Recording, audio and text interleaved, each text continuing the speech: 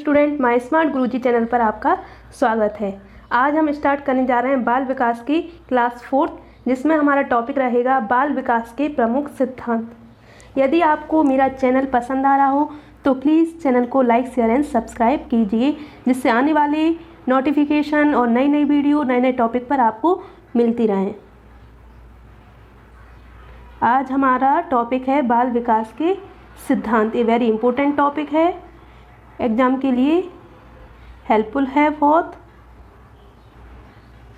First सिद्धांत है हमारा निरंतरता का सिद्धांत। कौन सा है? निरंतरता का सिद्धांत। जो सिद्धांत दिया है स्किनर ने दिया है। किसने दिया है निरंतरता का सिद्धांत? स्किनर ने। इन्होंने बोला है कि विकास की जो प्रक्रिया होती है वह निरंतर होती है, यानी बच्चों में जो विकास की प्रक्रिया होती है वो कैसी होती है? निरंतर, यानी एक समान रूप से चलती रहती है, निरंतर चलती रहती है। बच्चा माँ के गर्भ से ही, बच्चे में जो है ना विकास होता है गर्भ से ही स्टार्ट हो जाता है और जीवन पर्यंत चलता ही रहता है। इसलिए इसे कौन सा सिद्धांत बोलते हैं? निरंतरता का सिद्धांत। और याद रखना किसने दिया है? स्किनर ने दिया है। दूसरा हमारा सिद्धांत है वो है एकरूपता का सिद्धांत। यह जो सिद्धांत है इसके अनुसार बच्चों में भाषा व शारीरिक विकास एक क्रम में होता है। इस सिद्धांत के अनुसार विकास जो होता है वो एक पैटर्न में होता है। कैसे पैटर्न में? कि जो बच्चा होता है सबसे पहले उसमें सिर में डेवलपमेंट होता है, इसके बाद वो पैर को चलाना सीखता है। यानी बच्चों में जो विकास होता है वो एक निश्चित पैटर्न में होता है, सिर से पैर की ओर। ऐसे ही भाषाई विकास भी एक निश्चित पैटर्न में होता है। निश्चित पैटर्न में होता है किसका विकास? भाषा विकास का भी एक निश्चित पैटर्न होता है। बच्चे सबसे पहले लर्निंग, फिर स्पीकिंग, फिर रीडिंग, फिर राइटिंग सीखते हैं। तो ये पूछा जाता है कि भाषा के विकास का क्रम क्या होता है? तो लर्निंग, स्पीकिंग, रीडिंग, राइटिंग, ये सामान्य तौर पर भाषा के विकास का सिद्धांत है या क्रम है। और मारिया मोंटेसरी के अनुसार अगर पूछा जाए भाषा के विकास का क्रम, तो उसमें क्या होगा? लर्निंग, स्पीकिंग, राइटिंग, फिर रीडिंग। उन्होंने राइटिंग को पहले बताया, इसके बाद रीडिंग को। अगर मारिया मोंटेसरी के अनुसार पूछा जाए तो लर्निंग, स्पीकिंग, रीडिंग, वो राइटिंग, फिर इसके बाद रीडिंग। और सामान्य पूछा जाए तो इसका विकास का क्रम भाषा का ये रहेगा, LSRW। एकरूपता का जो सिद्धांत है उसमें बताया गया है कि गति में अंतर होता है। विकास की जो गति होती है उसमें अंतर पाया जाता है।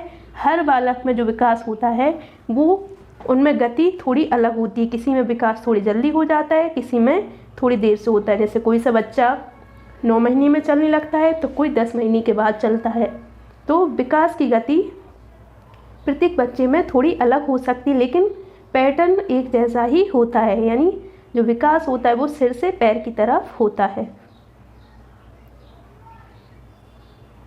थर्ड जो सिद्धांत है एकीकरण का सिद्धांत। इसको समन्वय का सिद्धांत भी बोला जाता है। एकीकरण के सिद्धांत को समन्वय का सिद्धांत बोला जाता है। इस सिद्धांत के अनुसार बालक पहले अंग को, फिर अंग के विशिष्ट भाग को चलाता है। एकीकरण का सिद्धांत क्या कहता है कि बालक पहले क्या करता है? किसी अंग को चलाना सीखता है, फिर उस अंग के भागों को चलाना सीखता है। एग्जाम्पल, जैसे बच्चा अगर किसी को खिलौना को पकड़ना है बच्चे को, तो सबसे पहले वो हाथ को चलाना सीखेगा, इसके बाद हाथ की जो उंगलियां हैं उनको चलाना सीखेगा, फिर साथ में मिलाकर एकीकरण करके उस खिलौनों को पकड़ लेगा। तो बच्चे जो विकास होता है बच्चों में वो कैसे होता है? पहले अंग, फिर अंग से वो विशिष्ट भाग को चलाता है। इसे एकीकरण का सिद्धांत या समन्वय का सिद्धांत बोला जाता है। चौथा सिद्धांत है सामान्य से विशिष्ट की ओर सिद्धांत या सामान्य से विशिष्टता का सिद्धांत। इस सिद्धांत के अनुसार बच्चा पहले सामान्य चीज़ों को सीखता है, फिर विशिष्ट। बच्चा पहले क्या करता है? सामान्य बातों या चीज़ों को सीखता है, फिर विशिष्ट को सीखता है। यानी जब छोटा बच्चा होता है तो पहले वो क्या करता है? उठना सीखता है, फिर बैठना सीखता है, फिर चलना, इसके बाद वो विशिष्टता की ओर आ जाता है। यानी दौड़ना क्या हो गया? विशिष्ट। ऐसा नहीं कि बच्चा जन्म हुआ और वो दौड़ने लगे। चाहे वो किसी भी स्टेट या किसी भी देश का बच्चा हो, उसमें जो विकास होता है वो सामान्य से विशिष्टता की ओर ही होता है। यानी बच्चा पहले क्या करेगा, उठना, फिर बैठना, फिर चलना, फिर दौड़ना सीखेगा। बच्चों का विकास कैसा होता है, सामान्य से विशिष्ट की ओर। फिर अगला सिद्धांत है हमारा विकास की दिशा का सिद्धांत। विकास की जो दिशा का सिद्धांत ये क्या कहता है कि बच्चों में जो विकास होता है वो कैसे होता है, सिर से पैर की ओर। ठीक है, बच्चों में विकास सिर से पैर की ओर होता है, यानी एक निश्चित दिशा में विकास होता है। पहले सिर डेवलप्ड होता है, इसके बाद पैर का विकास होता है। और जो भ्रूणावस्था होती है इसको 3 कैटेगरी में डिवाइड किया गया है, सिर से पैर, फिर इसके बाद रीढ़ की हड्डी का विकास होता है, उसके बाद अन्य क्रियाएं होती हैं, शरीर की अन्य क्रियाएं होती हैं। एक कौन सा सिद्धांत बोलता है, दिशा का सिद्धांत। अगला सिद्धांत है हमारा व्यक्तिगत विभिन्नता का सिद्धांत। यह सिद्धांत बोलता है कि प्रत्येक व्यक्ति में विभिन्नता पाई जाती है।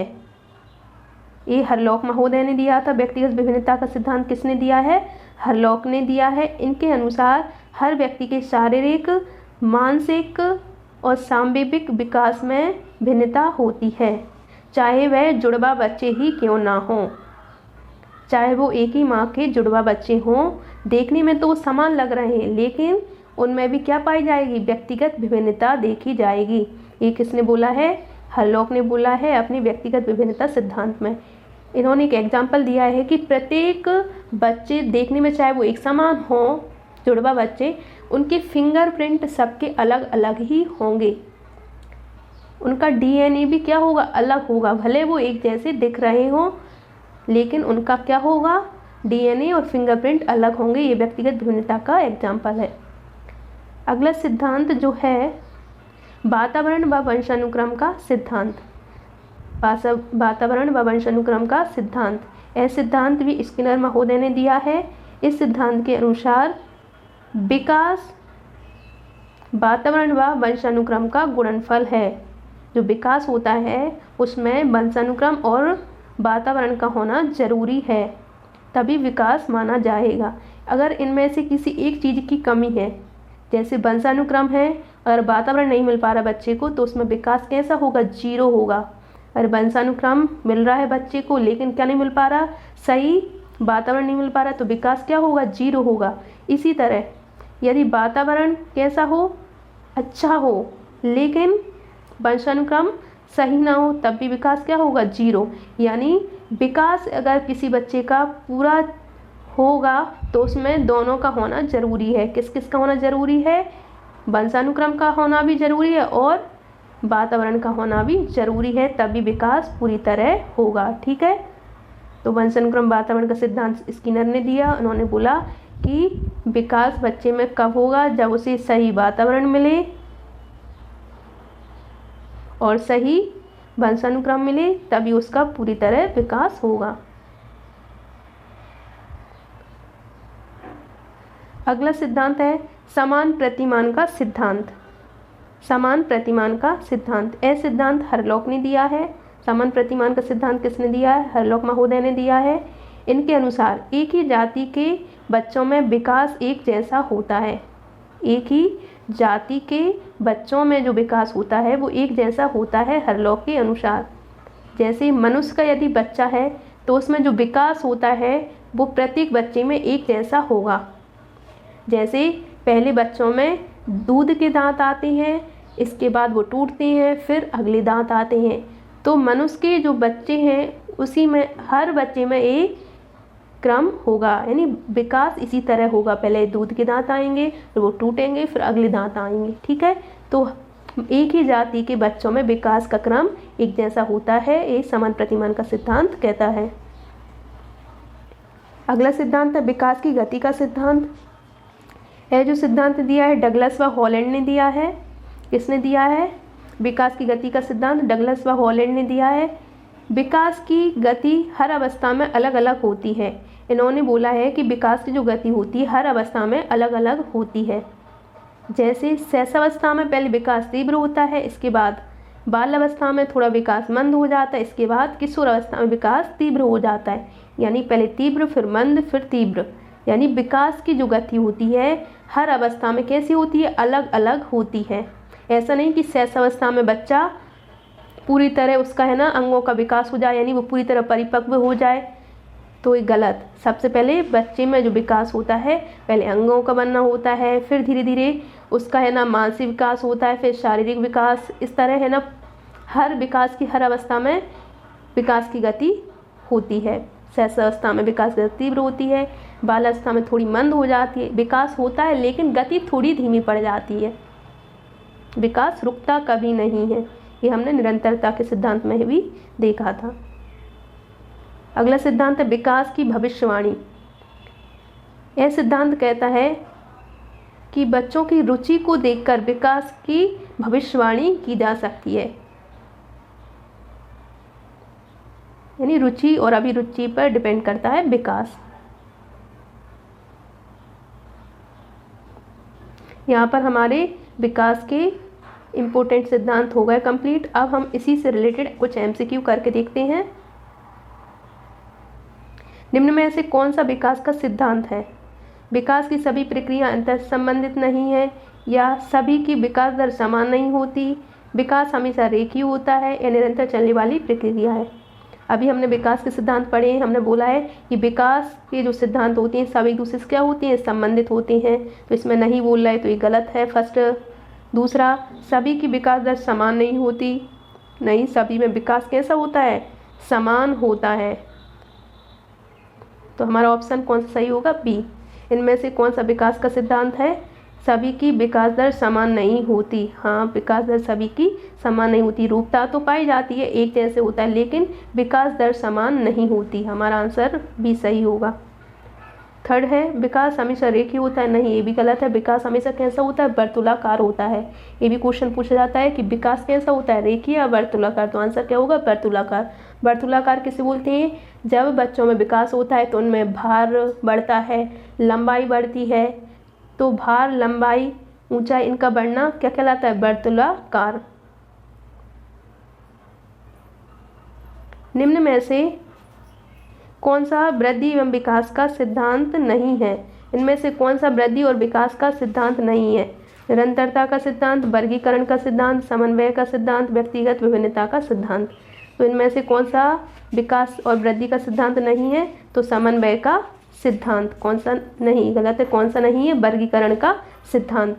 अभी विकास के सिद्धांत पढ़े, उसमें हमने पढ़ा निरंतरता का सिद्धांत, समन्वय का सिद्धांत, व्यक्तिगत विभिन्नता का सिद्धांत, ये सभी विकास के सिद्धांत होते हैं।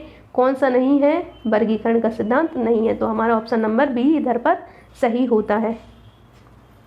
थर्ड क्वेश्चन है हमारा, विकास कभी ना समाप्त होने वाली प्रक्रिया है, यह विचार किससे संबंधित है? अंतःसंबंध का सिद्धांत, या एकीकरण का सिद्धांत, या प्रतिवर्ती का सिद्धांत, या निरंतरता का सिद्धांत।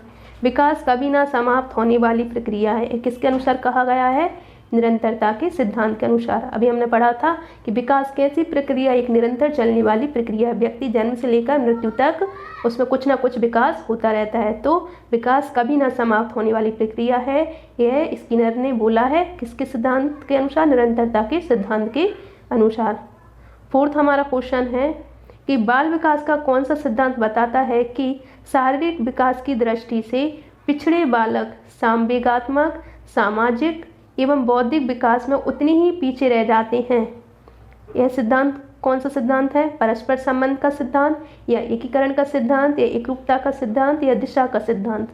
तो यह कौन सा सिद्धांत बोलता है कि पिछड़े बालक सामान्य रूप से पीछे रह जाते हैं यदि उनमें किसकी कमी हो, संवेगात्मक, सामाजिक और बौद्धिक विकास पिछड़े हों तो वह पूरी तरह पीछे रह जाता है।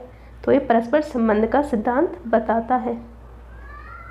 फिफ्थ क्वेश्चन है हमारा कि बालकों के गत्यात्मक और भाषाई विकास में एक निश्चित क्रम दिखाई पड़ता है, यह किस सिद्धांत पर निर्भर करता है? बालकों के गत्यात्मक भाषाई विकास में एक निश्चित क्रम दिखाई पड़ता है, यह किस सिद्धांत पर निर्भर करता है? निरंतरता का सिद्धांत, विकास क्रम की एकरूपता का सिद्धांत, एकीकरण का सिद्धांत, विकास की दिशा का सिद्धांत। तो एक निश्चित क्रम कौन से सिद्धांत में दिखाई देता है? विकास क्रम की एकरूपता का सिद्धांत। प्रत्येक बालक में विकास का क्रम कैसा होता है? निश्चित होता है। सिक्स्थ क्वेश्चन है हमारा, निम्न में से मानव विकास के संबंध में कौन सा कथन सत्य है? मानव विकास के संबंध में कौन सा कथन सत्य है? मानव में जो विकास होता है वो सामान्य से सामान्य की ओर होता है, या विशिष्ट से सामान्य की ओर, या सामान्य से विशिष्ट की ओर, या सभी। तो हमने पढ़ा है कि मानव में जो विकास होता है वह सामान्य से विशिष्ट की ओर होता है। यानी बच्चा जो कुछ सीखता है पहले वो सामान्य बातों को सीखता है, इसके बाद विशिष्ट बातों को सीखता है। जैसे बच्चा भाषा सीखता है, सबसे पहले वो अक्षर को, फिर अक्षर से शब्द को, फिर शब्द से वाक्य बनाना सीखता है। इस तरह वो उस भाषा का विकास होता है उसमें। तो बच्चा सामान्य से विशिष्ट की ओर सीखता है। ऐसे वो अगर चलना सीखता है तो पहले घुटनों के बल उठना सीखेगा, इसके बाद फिर वो चलना सीखता है। यानी सामान्य से विशिष्टता की ओर बच्चा सीखता है, उसमें विकास होता है। 7 क्वेश्चन है हमारा, किस सिद्धांत के अनुसार बालक पहले पूरे हाथ को फिर अंगुलियों को एक साथ दोनों को चलाना सीखता है। यानी विकास का कौन सा सिद्धांत है जिसमें बोला गया है कि बालक पहले पूरे हाथ को फिर हाथ की उंगलियों को फिर दोनों को साथ में चलाता है। कौन सा सिद्धांत है ये? परस्पर संबंध का सिद्धांत, या भविष्यवाणी का सिद्धांत, या निरंतरता का सिद्धांत, या एकीकरण का सिद्धांत। तो ये कौन सा सिद्धांत है? एकीकरण का सिद्धांत, जिसको समन्वय का सिद्धांत भी बोला जाता है। अगला क्वेश्चन है हमारा, निरंतरता का सिद्धांत दिया है, किसने दिया निरंतरता का सिद्धांत? हरलॉक, या स्किनर, या थॉर्नडाइक, या जॉन लॉक। तो किसने दिया है निरंतरता का सिद्धांत? स्किनर ने दिया है। यहाँ पर हमारे टॉपिक समाप्त होता है। अगर आपको वीडियो अच्छी लग रही हो और मेरा पढ़ाना आपको पसंद आ रहा हो तो प्लीज़ चैनल को लाइक शेयर एंड सब्सक्राइब कीजिए, जिससे मैं नए नए इंटरेस्टिंग टॉपिक आपको